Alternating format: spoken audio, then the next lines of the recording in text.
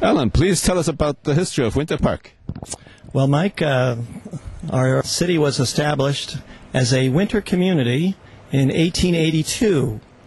And the founders of this town picked the place because we're 30 feet above sea level. And a lot of Florida in the early days was developed when they had to drain the swamps. But this being 30 feet above sea level, which is high land in Florida, this was a perfect place to build houses and estates. Okay, so tell us about the lakes and the canals, please, and about the founding of the boat company here. Well, the town, to begin with, the town covers 8 square miles, and we have a population today of 28,000. Now, this is a young town. This is a very upscale town. The folks that live here, the average age of a Winter Park resident is 47.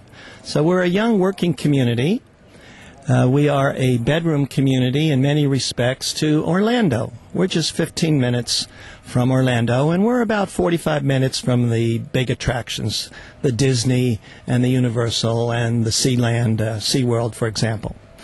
Now, the town, for many years in its early history, was just a winter town. People lived here October to May. And it gets pretty warm around here around the end of May. And the wealthy people would lock up their homes and they would take the train back to the cold north. Of course, by the time they got back home, it was beautiful springtime. So we were a winter town until the late 1950s. Then the change began because of the availability of air conditioning. And people began to say, well, this is a beautiful place. I may as well live here year-round. Now, the boat tour began in 1938.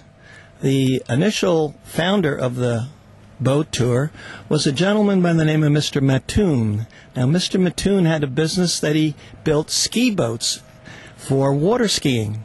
And he decided to start the boat tour as a showplace for his ski boats. Now, we have been in continuous operation since 1938. We have 5 boats. All our captains are licensed by the city.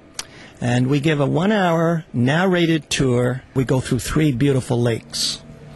Now, during the tour, we show people beautiful mansions, some beautiful parks, city parks, and we also spend quite a few moments at Rollins College.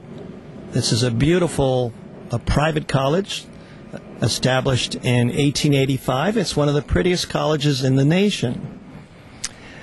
The canals that connect these 6 lakes that make up the tour were built by hand in 1880.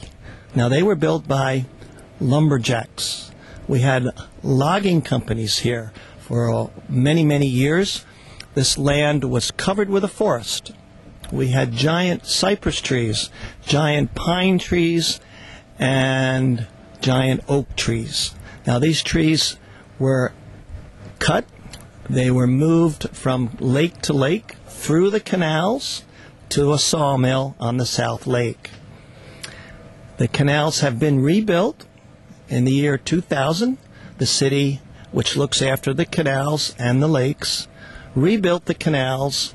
They are now made out of steel, corrugated steel, and we have about 5 feet of water at any given time in the canals.